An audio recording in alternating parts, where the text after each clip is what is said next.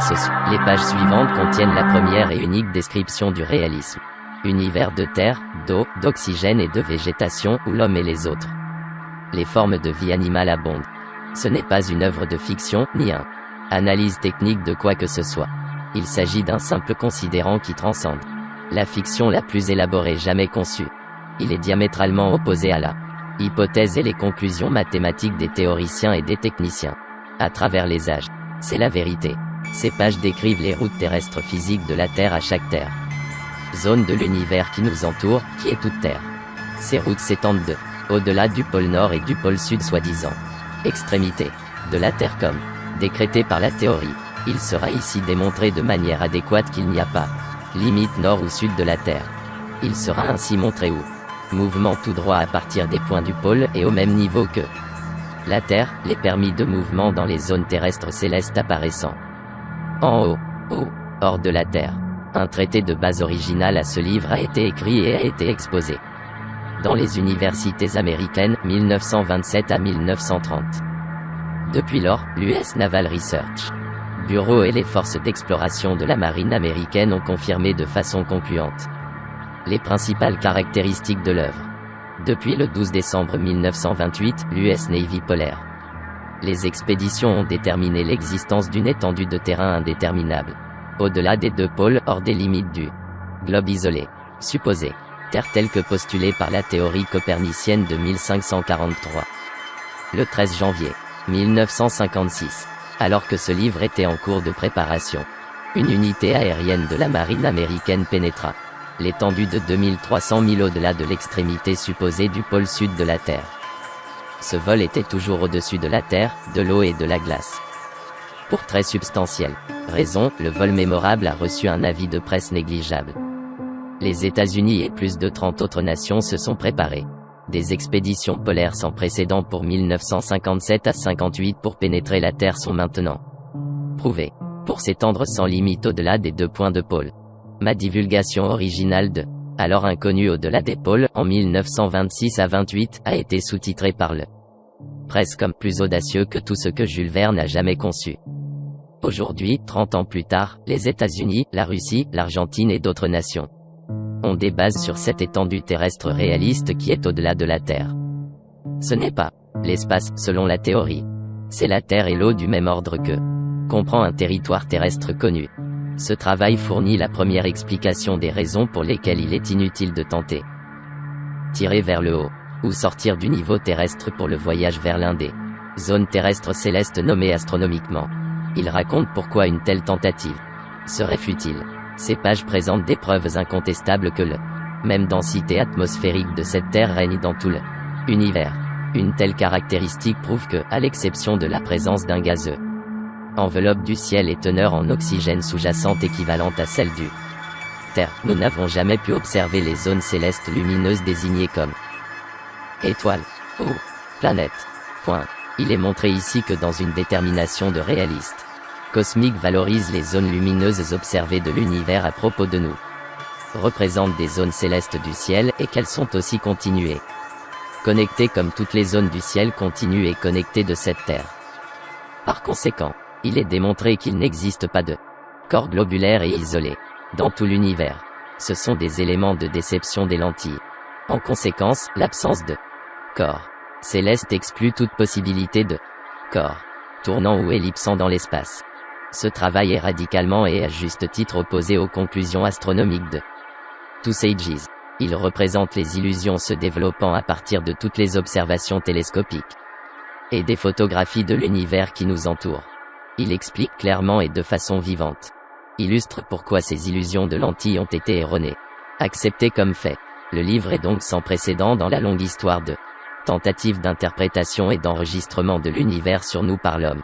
Il projette la première compréhension de l'homme de l'univers factuel et sans fin, qui contient la vie humaine sur toute sa longueur et sa largeur, quelle que soit la théorie abstraite contraire PD. La découverte de nouveaux mondes, dans la matière comme dans l'esprit, n'est que la logique. Résultat d'un univers infini. Guillemets simples. La scène en évolution. 1927 à 1957. 1927. Août. S'il en est ainsi, le monde le saura. William Cardinal O'Connell, archevêque de Boston. 1928. Juillet. Giannini, puisque les mots ne peuvent pas te confirmer, les mots ne peuvent pas nier. Vous. C'est votre travail, et vous seul pouvez le donner. Dr Robert Andrews. Millikan, président, California Institute of Technology. Pasadena. Giannini, si vous prouvez votre concept, il établira le plus complet. Continuité physique dans l'histoire de l'homme. Le rêve. Professeur Jérôme S. Ricard, S. J. Physicien et sismologue, Université de Santa Clara. Californie. Décembre. La mémorable découverte du 12 décembre. Terre inconnue au-delà du pôle sud. Par le capitaine Sir George Hubert Wilkins. Exige que la science change le concept qu'elle défend depuis 4 ans. 100 ans concernant le contour sud de la Terre. Dumbrova, explorateur russe. 1929. La continuité physique de l'univers plus audacieuse qu'autre chose. Jules Verne n'a jamais conçu. Boston American. Hearst. 1947. Février. Je voudrais voir cette Terre au-delà du pôle. Cette zone, au-delà du pôle se trouve le centre de la grande inconnue. Contre-amiral. Richard E. Byrd, U.S. N. Avant son vol de 7 heures au-dessus des terres au-delà de la pôle Nord. 1955. 6 avril. Le contre-amiral Richard E.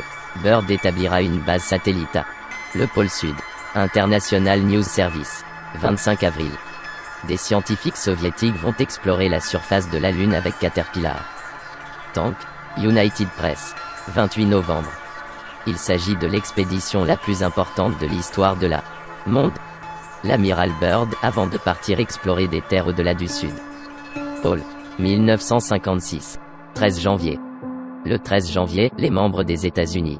Expédition a accompli un vol de 2700 milles de la base de McMurdo Sound, qui se trouve à 400 miles à l'ouest du pôle Sud, et a pénétré une terre étendue de 2300 milles au-delà du pôle.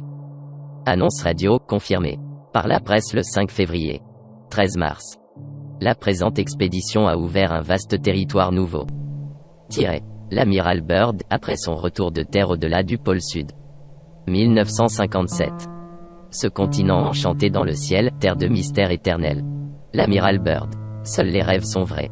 Le tangible et le réel, sur lequel nos vies sont basées, était l'idéal d'hier, une image rose tracée par un visionnaire pittoresque, impraticable, à moitié fissuré. Peindre ses fantaisies étranges. Et maintenant, c'est un fait solide. Tout ce que nous gardons stable, fiable et sain d'esprit, était autrefois une fable pleine d'espoir de château construit en Espagne. Chapitre 1. Perception EXTRASENSORIELLE. Une minute exprimée à la univers à propos de nous. C'est la réalité. C'est une vérité plus étrange que n'importe quelle fiction que le monde ait connue. Il n'y a pas fin physique à l'étendue nord et sud de la Terre. La Terre fusionne avec la Terre. Les zones de l'univers qui nous entourent qui existent tout droit au-delà du pôle Nord et de la point théorique du pôle Sud. Il est maintenant établi que nous pouvons à la fois voyager dans les régions célestes en mouvement habituel sur l'horizontale au-delà des points de pôle. Il est également connu que le cours de vol de cette Terre à la connexion de la zone terrestre de l'univers à propos de nous, qui apparaît vers le haut ou hors de la Terre, sera toujours au-dessus de la Terre et de l'eau et végétation commune à cette zone terrestre de l'univers entier.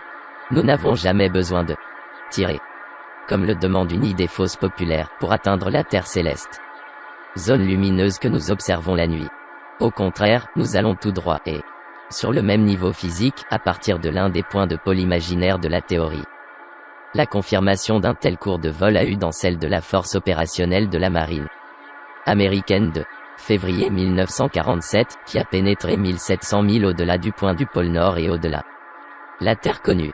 Une confirmation supplémentaire et plus récente a été obtenue par le vol de une unité aérienne de la marine américaine le 13 janvier 1956, qui a pénétré 2300 milles au-dessus de la Terre. Au-delà du pôle Sud, il n'y a aucun espace entre les zones de l'univers créées. Mais il semble trompeusement être l'espace dans toutes les observations. Cet espace apparent résulte de la globularité illusoire et isolement des zones célestes du ciel. Les mêmes conditions illusoires s'est avéré se développer à partir de l'observation des zones lumineuses du ciel extérieur du terrestre.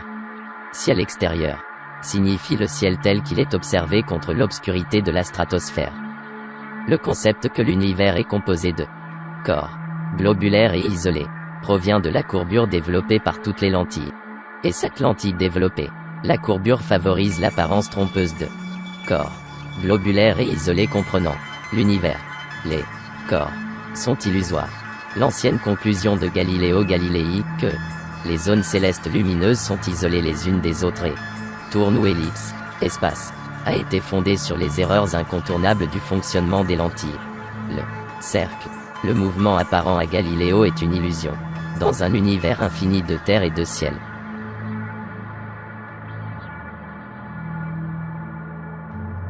La réalité, l'ondulation ou la turbulence du gaz du ciel lumineux enveloppant l'univers entier, doit apparaître trompeusement comme un mouvement circulaire ou ellipsé.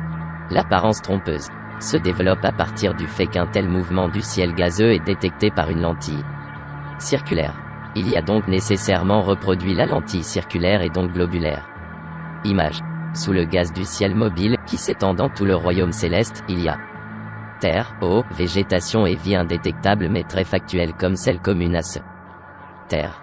Par conséquent, les soi-disant étoiles et planètes de désignation astronomique sont en réalité des zones apparemment globulaires et isolées produites par des lentilles d'une surface céleste lumineuse et ininterrompue. Il enveloppe chaque zone terrestre du céleste de la même manière qu'il enveloppe la Terre terrestre. On peut se demander comment ces caractéristiques étaient connues alors que la science était sans record. Si tel est le cas, il suffit de terminer la lecture de ce chapitre, qui décrit comment, quand et où. C'était en octobre 1926, quand celui qui cherchait les réponses aux mystères de l'univers aéré à travers une vallée boisée de la vieille Nouvelle-Angleterre, somptueuse avec le souffle parfumé de pins, de bouleaux et de pruches. Là, et comme dirigé par une force inconnue, il vit une formation blanche massée du ciel céleste avant qu'il ne développe la luminosité. Ce que l'approfondissement des ombres crépusculaires apporterait. Puis ce fut extrasensoriel. La force de la perception a été affirmée, et avant que l'obscurité ne s'empare de la scène, le chercheur en esprit voyait le vaste inconnu. Le temps et l'espace sont devenus inconnus. Un portrait de la réalité cosmique se déplia à cette vue intérieure. Peu attentif aux déductions et les conclusions des siècles, cette formidable vue intérieure a pénétré à travers la profondeur du ciel lumineux du soi-disant ci-dessus resplendissant horizon limité de la perception ordinaire et standardisée. Il a eu le privilège d'assister ce que le fier sens de la vue et tous ses assistants de lentilles télescopiques indépendamment de leur puissance étalée avaient été incapables de détecter depuis le premier télescope brut a été façonné. Le portrait sensationnel développé par la perception extrasensorielle était du sublime modèle d'univers créatif qui avait défié l'analyse de l'homme de l'heure inconnue. Quand l'homme terrestre a vu pour la première fois le spectacle céleste difficile. Et cela a apporté réalisation que la parabole alors presque vieille de 1900 ans. Avec les yeux vous ne voyez pas encore. Croyez ce que vous ne voyez pas. Devrait également contenir l'avertissement que les lentilles, le cristallin humain sera contraint par sa fonction de déformer les choses et les conditions vues est censé avoir été vu dans l'univers qui nous entoure. 14 La vue de sa perception s'étendait sur 1 million de kilomètres et plus au-delà du tapis